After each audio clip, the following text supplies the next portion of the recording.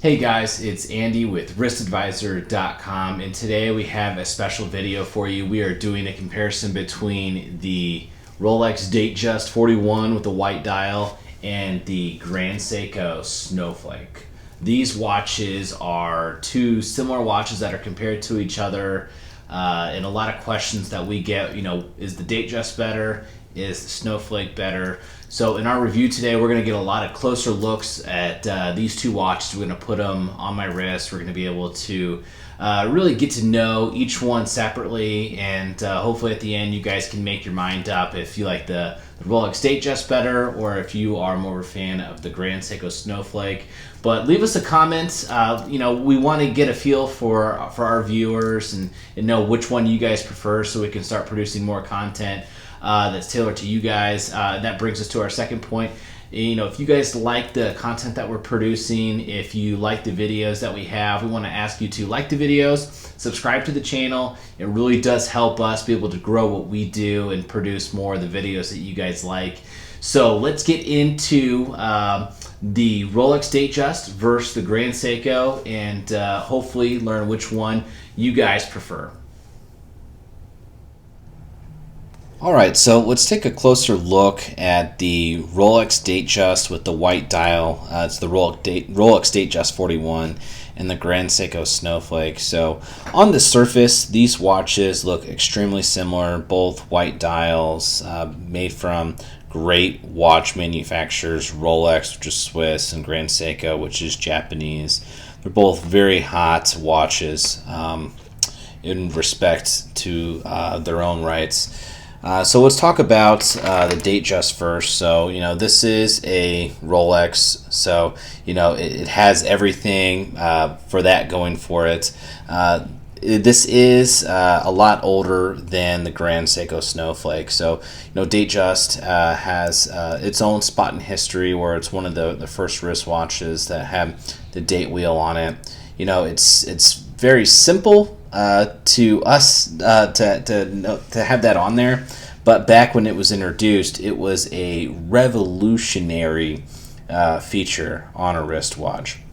So we have the classic Jubilee bracelet on this. This is part of my personal collection. This one is from Moyer Fine Jewelers. They lent it to us for this video. I'd have to say that the Jubilee bracelet is by far the most comfortable bracelet I've ever worn. There's nothing that's been close to it, and for all of you out there that have had a Jubilee bracelet, you're probably saying the same thing right now. So to compare that to the Grand Seiko bracelet, and this is special in its own right. This is made of high-intensity titanium. So, on Grand Seiko's website, it does boast that it's 30% lighter than steel. I personally think that it feels a lot lighter than that. I mean, honestly, you wear it on the wrist for more than a minute, you forget it's there. It's very comfortable, so don't get me wrong. But when it comes to the Jubilee bracelets on the Rolex, I just don't think anything compares to that. So now let's get into the movements of each watch. The Rolex, known for accuracy, reliability. Grand Seiko, known for extreme accuracy with the spring drive movement. So unlike the Rolex, though, it's not 100% mechanical. It is a hybrid with a quartz feature to it. It is how it reaches the accuracy rating of plus minus 1 second per day, or 15 seconds per month. You can see on the back that it does have a rotor. I mean, in all intents and purposes, I would consider this more a mechanical watch than I would a quartz watch. What the quartz feature does in it is regulate the output of the power. So that's how you get that smooth, sweeping seconds hand. This has a 72-hour power reserve. The Rolex has a 70-hour power reserve, so I would consider them both equal. If you are more of a traditionalist, you would probably prefer the complete mechanical movement from Rolex, but that's not taking anything away from the spring drive movement of the Grand Seiko. Finishing on these two watches, everyone is always saying the best feature about a Grand Seiko is the finishing. And I would say that that is probably true. I mean, you take a look at the dial of this watch, and they tried to design this to resemble a fresh blanket of snow, and I think they've done a really good job. And each one of these produced is done by hand, so each one of them is unique to that individual watch, which is something that is very, very, very cool.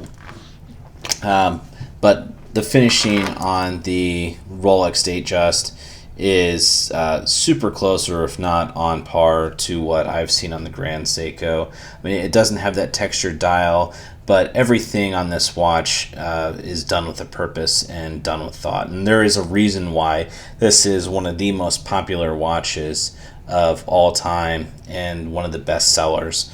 So, when it comes to the finishing of it, you can't go wrong with either one, and most times it just comes down to your preference. I mean, I know some people watching this video, and you can comment on it as well, which one you prefer as far as finishing. Grand Seiko is great in its own right, so is Rolex. So, I'll leave that up to you guys. Who buys who?